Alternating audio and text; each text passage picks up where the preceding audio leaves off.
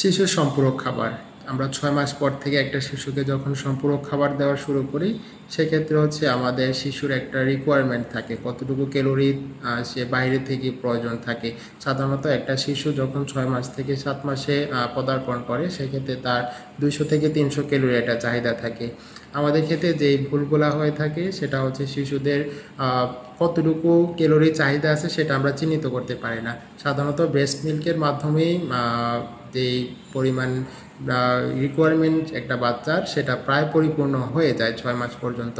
তবে 6 মাস থেকে ধাপে ধাপে ব্রেস্ট মিল্কের পরিমাণটা যেহেতু কমে আসে অথবা হচ্ছে স্টেবল থাকে সেক্ষেত্রে হচ্ছে বাচ্চার অতিরিক্ত একটা ক্যালোরি চাহিদা তৈরি হয়। আর এই ক্যালোরি চাহিদাটাই ধাপে ধাপে হচ্ছে বাড়তে থাকে। তবে আমরা যেটা করি যে একটা বাচ্চাকে যখন 6 মাস পরিপূর্ণ হয় তাকে অনেক ধরনের খাবার একসাথে ইন্ট্রোডিউস করি। যেটা করে বাচ্চার ক্ষেত্রে ব্লোটিং, গ্যাসের সমস্যা বা হজমজনিত সমস্যাগুলো তৈরি করে।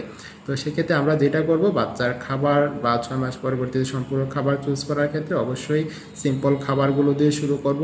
কনসেন্ট্রেশন যাতে কম থাকে, খাবারের ঘনত্ব কম, পানির পরিমাণ বেশি বা হচ্ছে আর যাতে না থাকে সেক্ষেত্রে ব্লেন্ড করে দেওয়া বা একদম ম্যাশ করে দেওয়া, এই বিষয়গুলো একটু খেয়াল রাখবো। তাহলেই বাচ্চার যে হজমের সমস্যা তৈরি হয় একটা বাচ্চা 6 মাস পরে, বিশেষ করে পেট ফুলে যাওয়া, ঠিকভাবে ওয়াশরুম ক্লিয়ার না হওয়া, এই সমস্যাগুলো আর থাকবে না ইনশাআল্লাহ। সবাই এই বিষয়গুলো একটু মেনটেন করবেন। সবাই ভালো থাকবেন। আসসালামু আলাইকুম।